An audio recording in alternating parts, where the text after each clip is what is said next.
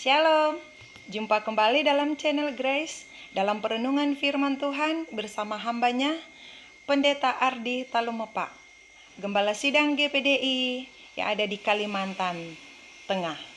Selamat menyaksikan dan Tuhan Yesus memberkati.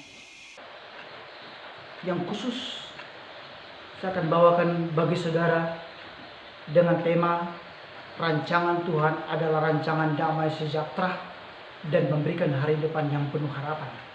Ini semua diidam-idamkan oleh setiap insan. Kita semua saat ini sangat menginginkan kita memiliki damai sejahtera dan hari depan yang penuh harapan. Sama-sama kita akan buka Alkitab kita di dalam Yeremia pasal 29 mulai ayat yang ke-10 sampai ayat yang ke-14. Bunyi firman Tuhan. Sebab beginilah firman Tuhan, apabila telah genap 70 tahun bagi Babel, barulah aku memperhatikan kamu. Aku akan menepati janjiku itu kepadamu dengan mengembalikan kamu ke tempat ini. Sebab aku ini mengetahui rancangan-rancangan apa yang ada padaku mengenai kamu. Demikianlah firman Tuhan, yaitu rancangan damai sejahtera dan bukan rancangan kecelakaan, untuk memberikan kepadamu hari depan yang penuh harapan. Dan apabila kamu berseru dan datang untuk berdoa kepadaku, aku akan mendengarkan kamu. Apabila kamu mencari aku, kamu akan menemukan aku. Apabila kamu menanyakan aku dengan segenap hati, aku akan memberi kamu menemukan aku. Demikianlah firman Tuhan. Ini ungkapan dari Yeremia sebagai surat yang dia tulis kepada orang Israel di tanah pembuangan. Dia berkata dengan jelas bahwa ada harapan yang luar biasa jika kita libatkan Tuhan dalam segala sesuatu. Karena Tuhan memiliki rancangan-rancangan yang luar biasa. Rancangannya adalah rancangan damai sejahtera dan memberikan hari depan yang penuh harapan. Saya yakin kita semua yang ada ingin damai sejahtera Allah diam dan tinggal dalam hidup kita, dan kita memiliki hari depan yang penuh harapan. Saya catat di sini ada beberapa hal yang harus kita lakukan untuk kita alami sesuatu yang luar biasa dari Tuhan, damai sejahtera dan hari depan itu. Yang pertama, dalam ayat yang ke-10 dengan jelas berkata, ayat yang ke-10 sama-sama kita lihat. Sebab beginilah firman Tuhan, apabila telah genap 70 tahun bagi Babel, barulah aku memperhatikan kamu. Aku akan menepati janjiku itu kepadamu dengan mengembalikan kamu ke tempat ini. Apabila sudah genap 70 tahun bagi Babel, baru mereka akan dikembalikan ke Israel. Saya katakan hal pertama yang harus kita lakukan, yaitu sabar menanti jawaban Tuhan. Sabar. Setelah sudah genap 70 tahun baru Tuhan akan mengembalikan mereka ke tempat di mana Dia sudah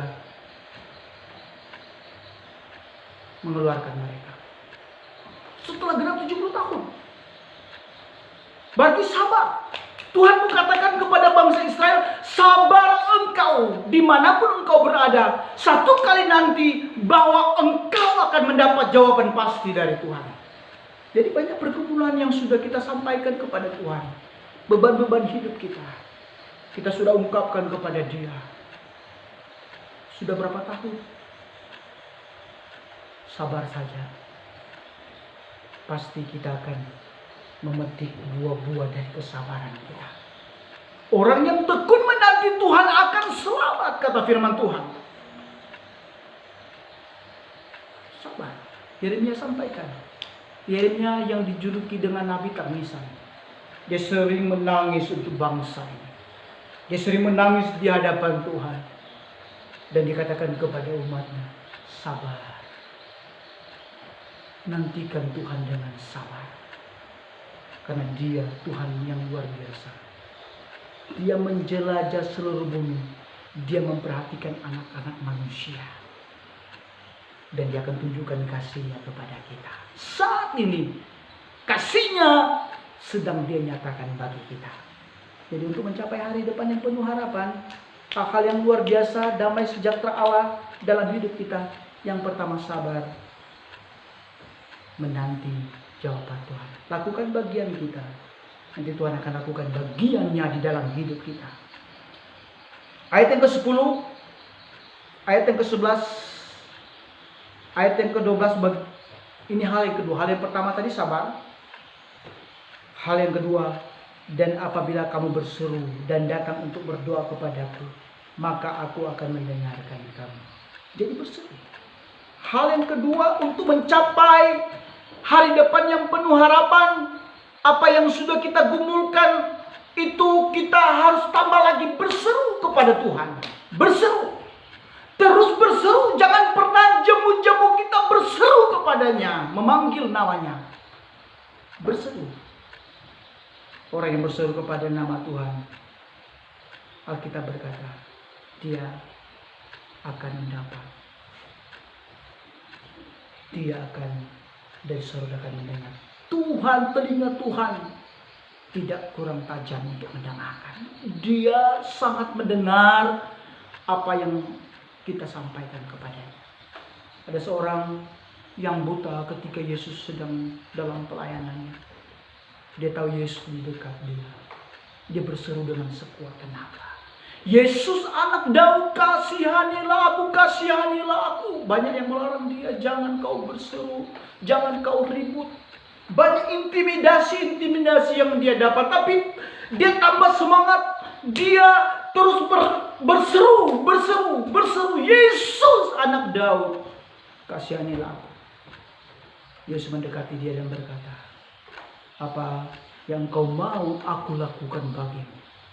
Rabi, buatlah aku bisa melihat. Mujizat terjadi.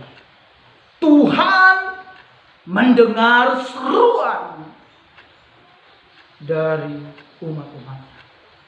Dan dia menyatakan mujizat. Dia bisa melihat. Dia melompat kegirangan. Dia bersukacita karena doanya dijawab. Kita pun akan mengalami hal yang demikian. Dengan penantian yang lama, kita berdoa. Dan Tuhan mendengar doa kita. Ada sukacita yang besar yang mungkin kita ekspresikan saat itu juga. Kita dapat berkata, wow, luar biasa apa yang Tuhan sudah lakukan bagiku. Itu hal yang kedua.